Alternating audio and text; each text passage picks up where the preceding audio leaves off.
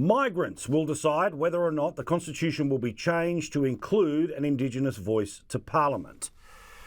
Now, the no case struck a big nerve with lefties this week because they said they were going to go after the migrant population of Australia to say no to the voice to Parliament.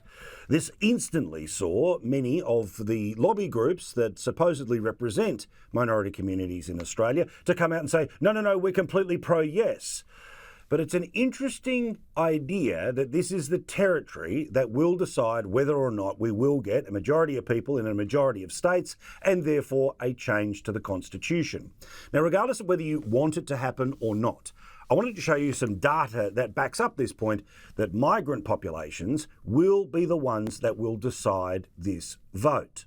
Now, if you're somebody who says this will definitely be a yes because same-sex marriage passed, well, you need to know that not as many people voted in the plebiscite as at the last federal election. In fact, just 12 million people voted in the same-sex marriage plebiscite, the majority yes, and that's why we've got it. But now, the total number of people who are on the electoral roll and thus will have to vote or be penalised, remember, the plebiscite was voluntary, is 17.3 million people.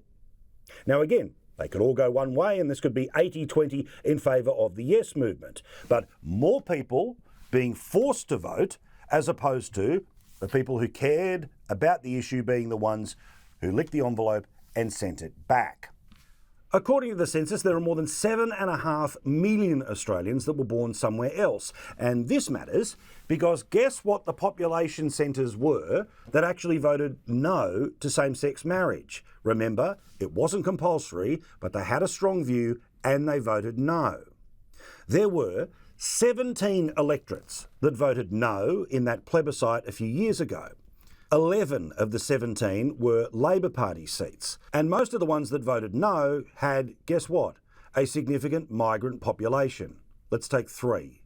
In the seat of Blaxland that voted no big time, 57% of people in that electorate were born overseas and 71% had parents that are born overseas. Up the road in Watson, which also voted no to same-sex marriage, 55% of people in that electorate were born overseas and 70% had parents. And it's not just a phenomenon in New South Wales, in Cornwall, in Victoria. 50.5% of people were born overseas, that electorate voted no, and 67% of people's parents were born overseas. Now, of course, it would be stupid to suggest that just because somebody was born somewhere else or parents were born somewhere else, that we know exactly how they're going to vote. But we certainly know that there is a different relationship between multi-generational Australians and new Australians as to the questions around things like Australia Day and, of course, the wider issues about whether or not there needs to be Indigenous recognition in the Constitution. So all polls still point to the idea that yes will win. But if yes doesn't, or if it's close, don't be surprised if the communities of colour are the ones who made it so.